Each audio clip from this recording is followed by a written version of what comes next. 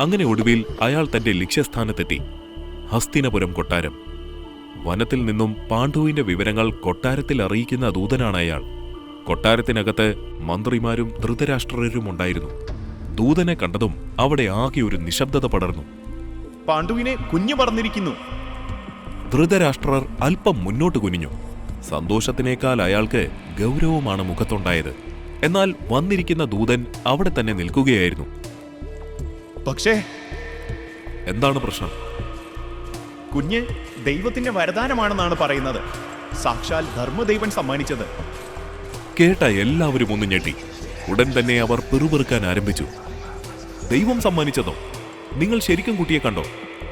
ദൂതൻ പരിഭ്രാന്തിയിൽ ഒരു ദീർഘനിശ്വാസം എടുക്കുകയും വേഗത്തിൽ തല കുലുക്കുകയും ചെയ്തു.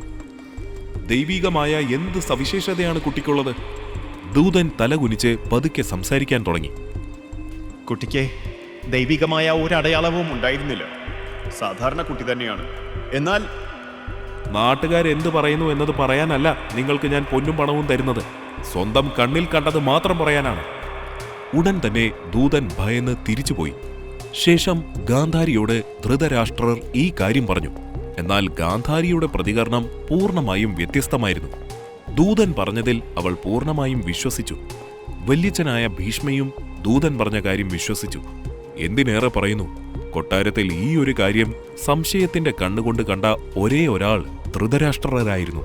ധൃതരാഷ്ട്രർക്ക് എത്ര ആലോചിച്ചിട്ടും ആ കാര്യം ദഹിക്കുന്നുണ്ടായിരുന്നില്ല. പണ്ടുമുതലേ ഇങ്ങനത്തെ അമാനുഷികമായ കാര്യങ്ങളെല്ലാം തള്ളിക്കളയുന്ന ആളായിരുന്നു അയാൾ. അയാൾ ഗാഢമായി അതിനെപ്പറ്റി ചിന്തിക്കുവാൻ തുടങ്ങി.